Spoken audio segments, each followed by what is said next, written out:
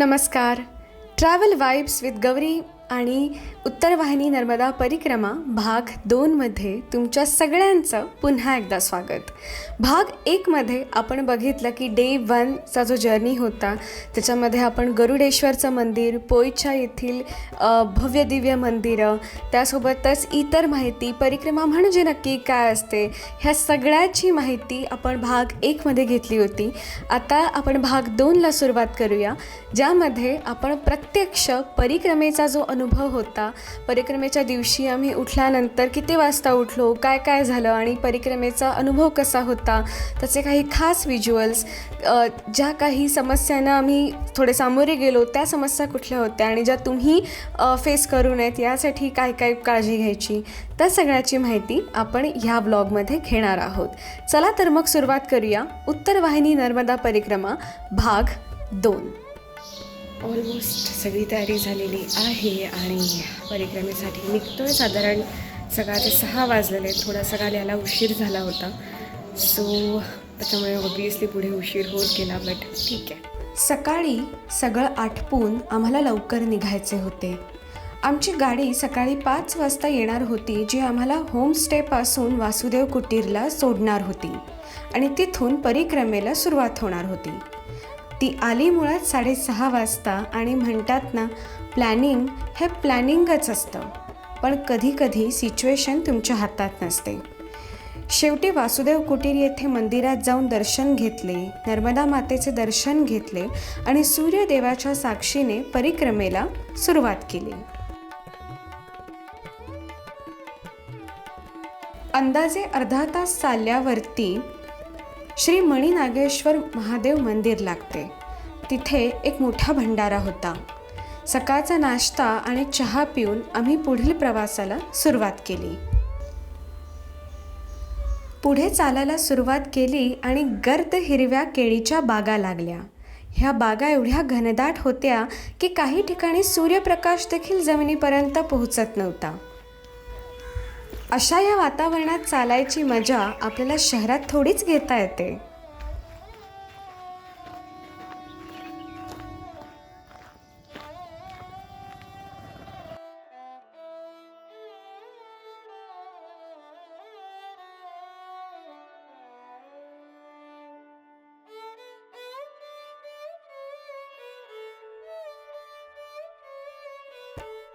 विशेष सांगायचे म्हणजे हे असे बोर्ड दिसले की समजायचं की मुख्य रस्त्याला आता वळण आहे आणि परिक्रमेचा मार्ग ह्या वळणापासून पुढे आहे.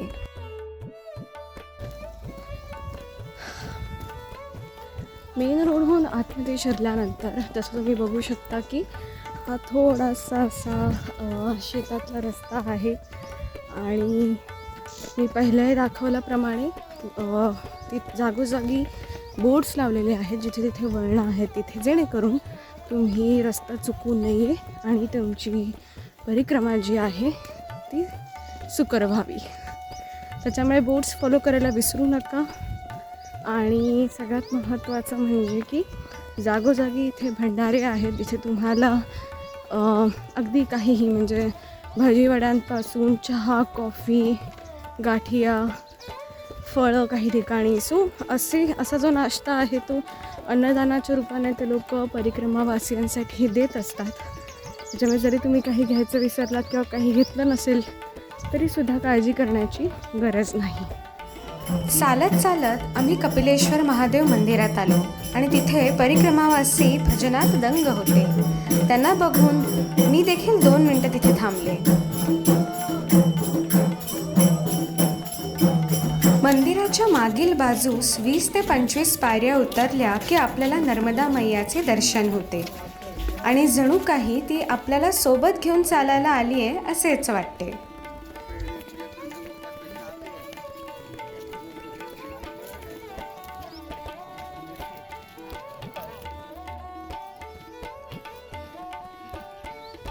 नदीच्या पात्रात उतरून सुमारे 30 मिनिटं चालून देखील पुढील भंडारा लागला नव्हता आणि तहान आणि भुकेने मन अगदी व्याकुळ झाले होते.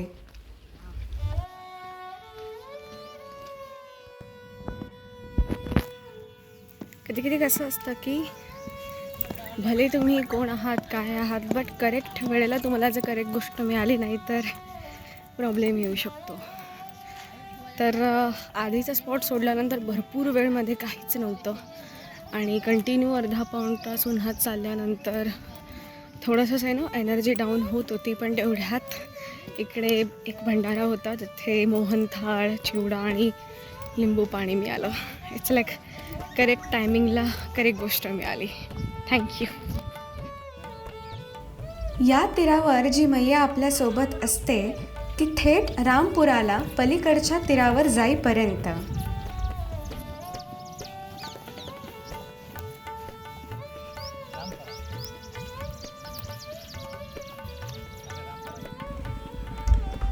जसे जसे ऊन चढत चालले होते तसे तसे उन्हाचे चटके आता चांगलेच जाणवायला लागले होते.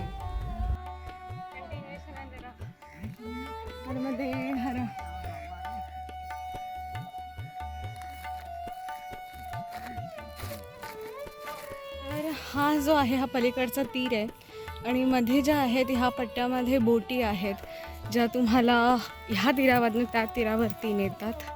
त्यामुळे त्या दिसायला लागल्यात आणि आता येस फर्स्ट हाफ जो आहे तो ऑलमोस्ट पूर्ण होण्याच्या मार्गावर आहे.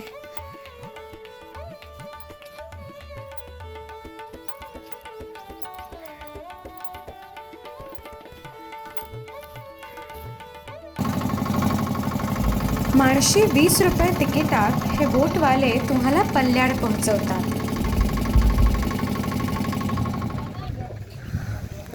आता रामपुरा जे आहे ते या तीरावरती आहे इथे आणि आम्ही तिकडनं ह्या तीरावरनं असे आलो होतो.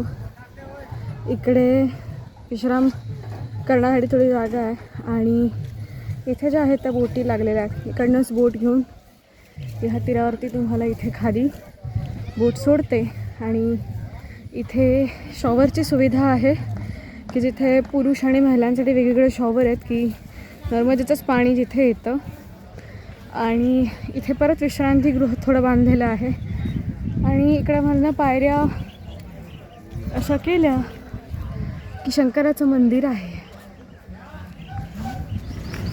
नमस्कार. बोटीतून खाली उतरल्यावरती हा तुम्ही बघू शकता की पूर्णतः हा जो आहे तो प्रॉपर रस्ता आहे म्हणजे स्टार रोड आहे. कुठेही आपल्याला शेतातून जायचं आहे किंवा जमीन उबड-खाबड आहे हा प्रश्न नाही आहे. आणि सगळ्यात महत्त्वाचं जर कोणाला त्यातूनही चालता येत नसेल की बाई नो एवढं चालल्यानंतर काही प्रॉब्लेम येत असतील तर इकडे वाहनांची सुद्धा ये जा बऱ्यापैकी आहे. त्याच्यामुळे तुम्ही वाहनाने पुढे जायचं असेल तरी कंटिन्यू करू शकता. परिक्रमेत एक गोष्ट खूप चांगली बघायला मिळाली ती म्हणजे ही खूप चांगली सुविधा आहे. ज्या वेळेला आपण रस्त्याने चालत असतो त्यावेळेला आपण आपला ते विचार करतो but at the same time इथे प्राण्यांचा सुद्धा विचार करून हे छोटी छोटी जी पाण्याची सोय आहे जेणेकरून रस्त्यावरच्या जनावरांसाठी सुद्धा इझिली पाणी अवेलेबल होऊ शकून. एक सांगायचे म्हणजे पल्ल्याड बोटीतून उतरल्यावरती साधारण 40 ते 50 पायऱ्या आपल्याला चढाव्या लागतात आणि तिथून डांबरी रस्ता लागतो जिथून परिक्रमेचा पुढील मार्ग आहे.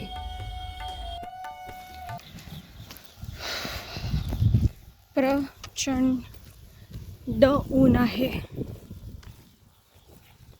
अशी मध्ये झाडं दिसतात ना की आम्ही त्या आता डायरेक्शनला मूव्ह होतो आहे. म्हणजे लेफ्टला झाड असेल तर पटकन लेफ्टला थांबायचं, राईटला झाड असेल तर राईटला चेंज करायचं, स्विच करायचं. कारण मधला हा जो पट्टा आता एकही न झाड असलेला हा कापणं अत्यंत कठीण जाते. कारण आत्ता ऑलमोस्ट 2 वाजलेले आहेत. खूप जवळ होत आम्ही आश्रमाच्या जिकडनं खाली उतरून आपण परत नदीच्या दुसऱ्या तीरावर जातो. बट जोपर्यंत आश्रम येत नाही तोपर्यंत आणि मध्ये मध्ये खूप छोटे छोटे स्टॉल्स आहेत जिकडे तुम्हाला जर तुमचा उपवास असेल तर अगदी पॅक्ड फराळी चिवड्यापासनं ते बिस्लेरीचे पाणी, सोडा, आणि तत्सम बऱ्याच गोष्टी मिळू शकतात. त्याच्यामुळे एक तर आहे की खाण्याच्या गोष्टी तुम्हाला बऱ्यापैकी अशी कॅरी करायची गरज नाही आहे, त्या मिळत जातात तुम्हाला.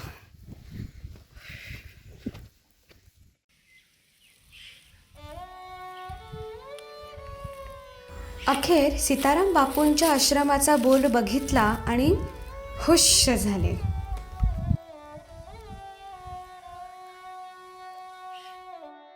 सीताराम बापूंच्या आश्रमात महाप्रसाद घेतला आणि काही वेळ विश्रांती घेऊन परिक्रमेला परत सुरुवात केली.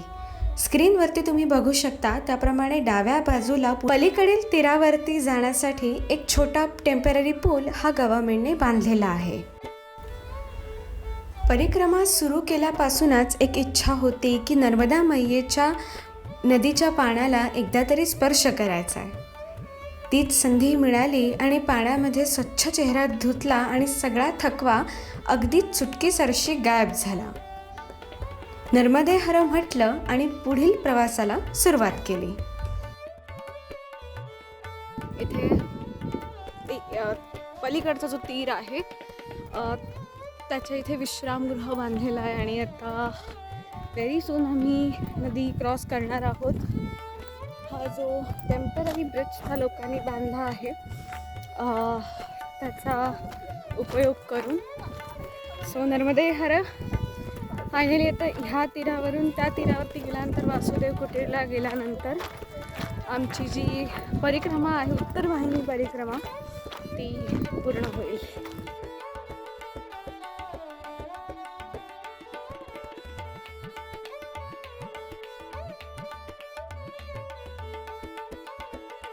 मागील काही वर्षी रामपुरा येथे झालेल्या चेंगराचेंगरीचा विचार करता गुजरात सरकारने हा जो टेम्पररी ब्रिज आहे तो बांधला होता, जेणेकरून परिक्रमावासियांना बोटिंगसाठी प्रतीक्षा करावी लागणार नाही आणि त्यांची जी परिक्रमा आहे ती लवकर पूर्ण होईल.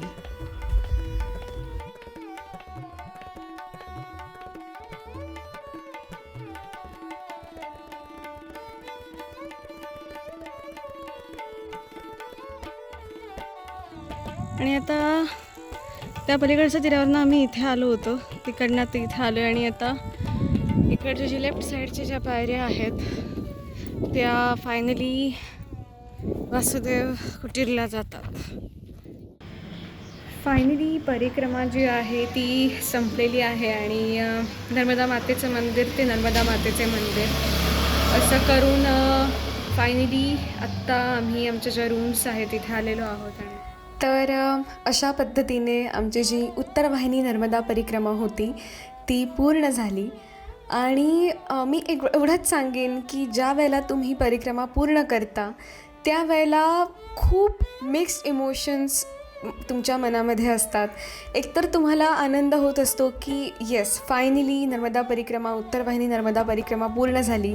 थोडंसं तुम्ही थकलेले असतात, त्याच्यामुळे ती छटा, तो भाव तुमच्या मनामध्ये असतो. तिसरं म्हणजे एक समाधान, सॅटिस्फॅक्शन असतं तुमच्या मनामध्ये की चला हे झालं. पण ती जी मुमेंट असते पूर्ण झाल्यानंतरची ती तुम्ही एक्सप्रेस नाही करू शकत. कितीही म्हटलं तरी जर तुम्ही शब्दांमध्ये त्या भावना व्यक्त नाही करू शकत. आणि ती जी गोष्ट आहे ती फक्त मिक्स्ड इमोशन्स जे आहेत ते आय थिंक फक्त फील करण्याची, अनुभव घेण्याची गोष्ट आहे, ती एक्सप्रेस करण्याची गोष्ट नाही आहे. आणि आता तुम्हाला वाटत असेल की कदाचित पिक्चर संपला आहे, पण नाही, पिक्चर अभी बाकी है मेरे दोस्त. कारण की यानंतर भाग 3 घेऊन येते मी, ज्यामध्ये तुम्ही बघणार आहात आपले जे लोहपुरुष आहेत सरदार वल्लभभाई पटेल यांचा जो भव्य पुतळा आहे, विश्वातील सगळ्यात उंच पुतळा जो आहे तो बांधलेला आहे आणि त्याला आम्ही व्हिजिट दिली होती. त्या संदर्भातची माहिती आणि त्याचं पूर्ण एक व्लॉग आहे, तो भाग 3मध्ये आपण बघणार आहोत. परंतु परत सांगते, चॅनलला लाईक करायला, शेअर करायला आणि सबस्क्राईब करायला विसरू नका, म्हणजे माझ्या पुढील व्लॉगचे अपडेट्स तुम्हाला वेळोवेळी मिळत जातील. आणि नेहमी सांगितल्याप्रमाणे काही इम्प्रूव्हमेंट सजेशन्स असतील तर त्या नक्की वेलकमिंग आहे.